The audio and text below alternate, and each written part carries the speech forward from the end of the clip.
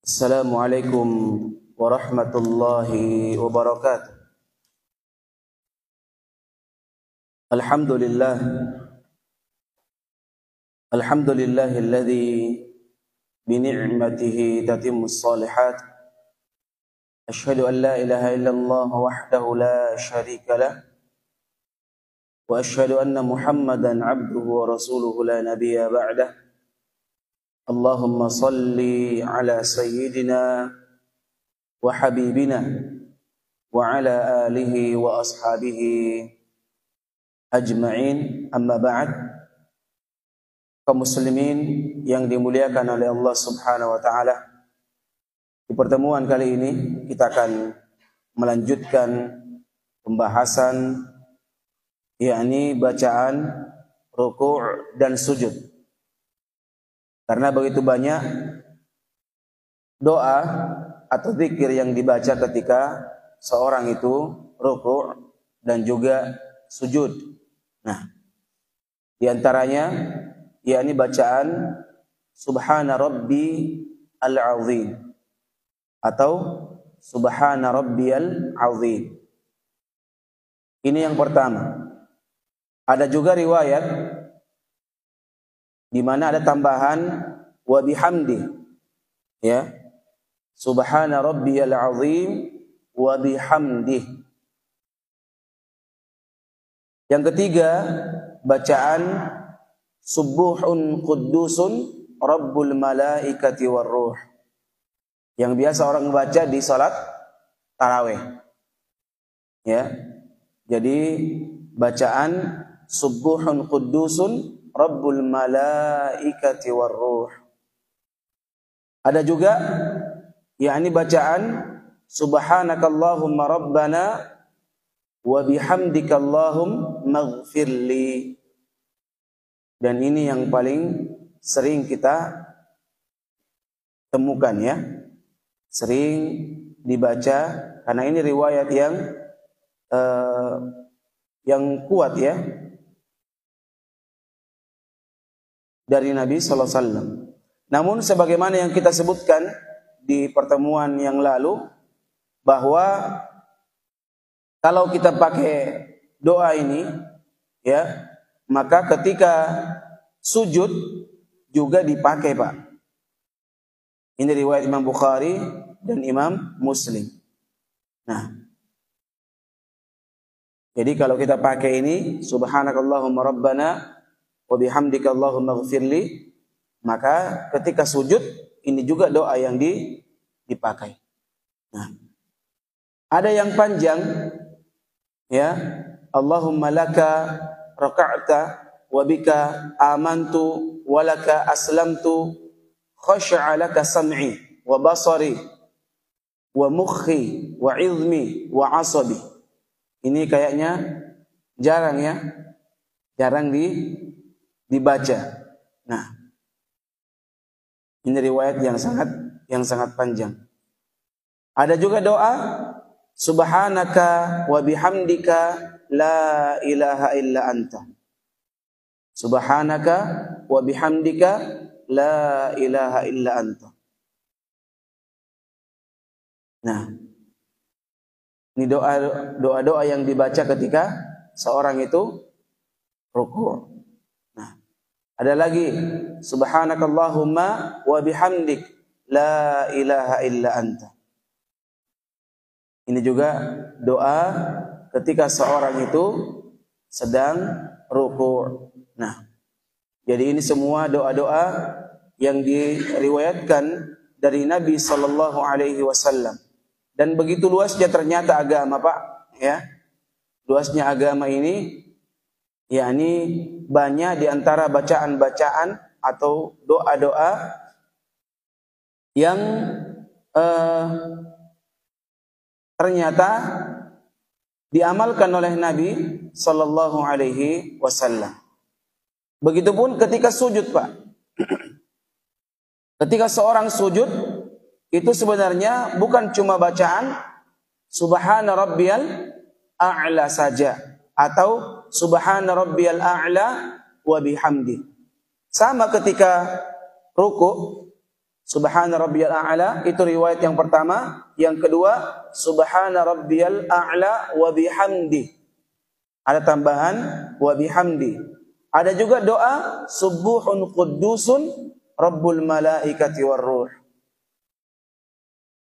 Yang keempat, subhanakallahumma rabbana wa bihamdika allahumma ighfirli. Tapi ini pasangan yang ruku tadi. Nah, kemudian doa-doa yang lain. Ini subhanaka wa bihamdika la ilaha illa anta. Subhanakallahumma wa bihamdika la ilaha illa anta. Ini semua zikir atau doa yang dibaca oleh Nabi sallallahu alaihi wasallam. Dan ketika seorang itu sujud, dianjurkan untuk berdoa di dalamnya, Pak. Berdoa yang banyak. Nabi mengatakan sallallahu alaihi wasallam, aqrabu ma yakunul 'abd min rabbi fa huwa sajid fa aktsirud du'a. Keadaan hamba yang paling dekat dengan Rabb-nya adalah ketika sujud. Maka perbanyak doa ketika sujud. Doa-doa yang diajarkan oleh Nabi di dalam Al-Quran maupun di dalam hadis.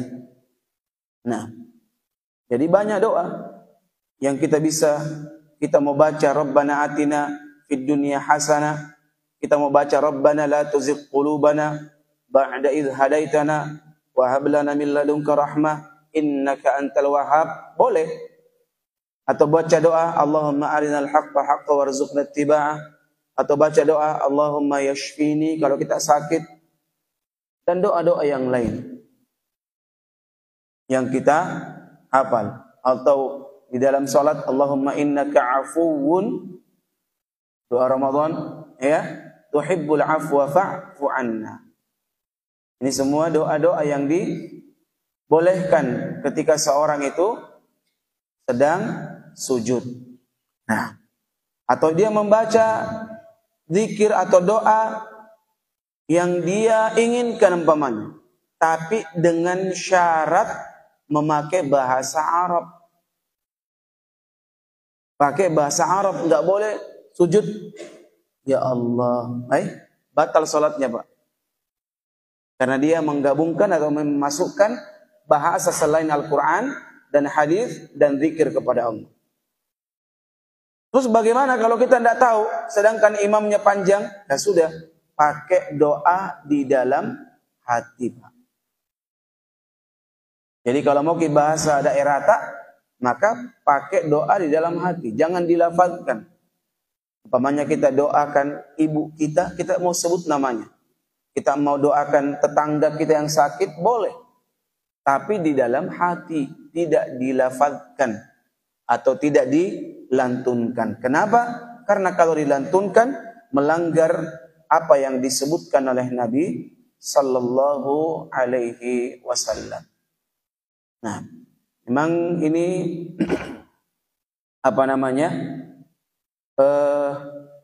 yang banyak kaum muslimin amalkan, ya, ini perlu dikoreksi, Pak. Yakni sujud lama khusus di sujud terakhir. Ya, sampai-sampai makmum itu menganggap ini masih mau jinai ini orang. Ya, lama sekali. Tapi khusus di sujud terakhir. Ini hal yang keliru. Karena Nabi secara jelas mengatakan fahuwa sajid, ketika dia sujud. Tidak dikhususkan sujud pertama, kedua, ketiga, keempat, atau yang terakhir. Maka kita sebagai seorang muslim yang mentaati Nabi sallallahu alaihi wasallam, amalkan Islam ini secara asli, Pak. Nah, harus otentik apa yang diamalkan. Tidak boleh kita khususkan, kecuali mungkin tidak ada niat, ya. Baru ku ingat ternyata bisa orang berdoa di sujud. Ingatannya ini baru ada di sujud terakhir. Maka dia kasih lama sujud terakhir. dengan niat baru tadi, maka ini nggak mengapa. Ya, tapi kalau terus menerus dan memang dikhususkan sujud terakhir lama, maka ini hal yang perlu diperbaiki. Kenapa? Karena Nabi Sallallahu Alaihi Wasallam tidak mengamalkan seperti itu. Memang Nabi memerintahkan, namun banyak kaum muslimin yang salah dalam penerapan.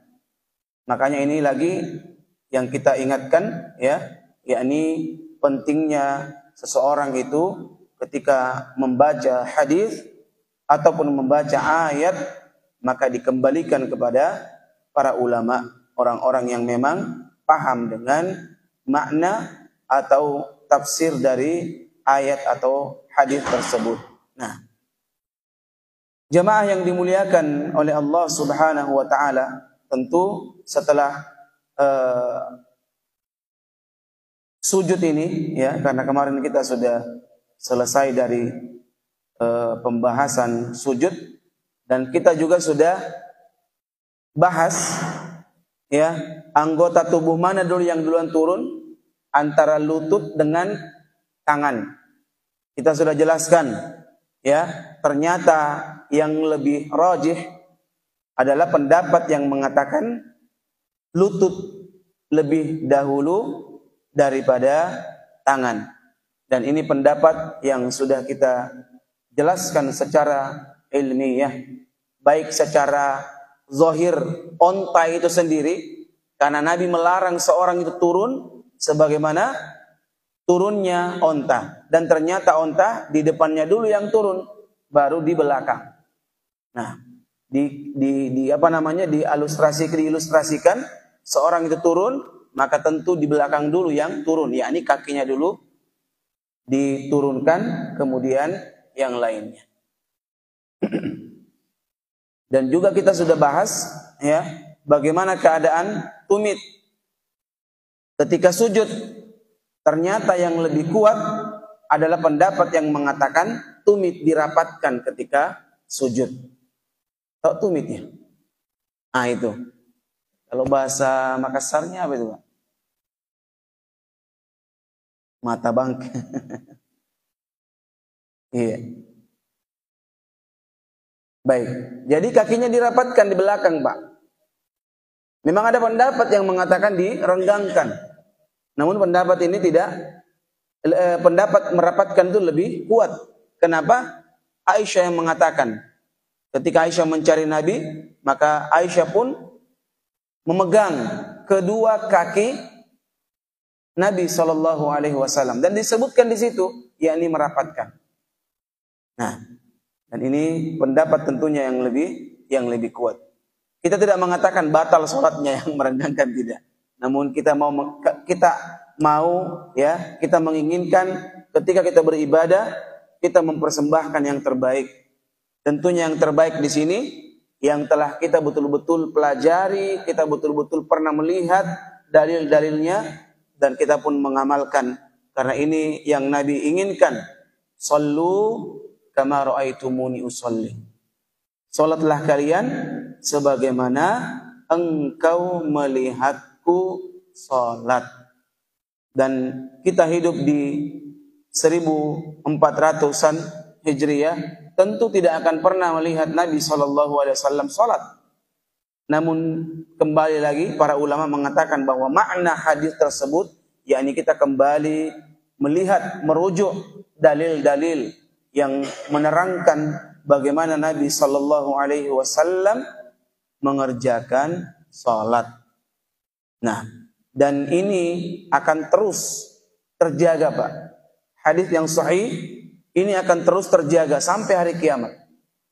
Nah, karena Allah Subhanahu wa taala telah berjanji, "Inna nahnu nazzalna dzikra wa inna lahu lahafizun." Sungguh kami yang menurunkan az-dzikra, peringatan ini, dan kami juga yang akan menjaganya. Maka sebagai bentuk, ya, penjagaan Allah Subhanahu wa taala kepada Al-Qur'an maupun hadis, yakni dihidupkan para ulama, ya, yang merupakan para pewaris Nabi, yang mengajarkan kepada kita mana yang benar dan mana yang salah. Ini akan terus berlangsung. Ada terus ulama akan senantiasa ada dihidupkan oleh Allah Subhanahu wa taala mereka untuk menjelaskan kepada umat ini mana jalan yang betul-betul dari Nabi sallallahu alaihi wasallam dan mana jalan yang cuma jalan imitasi. Imitasi ya. KW-nya, Pak. Nah, wallahu taala alam bisawab.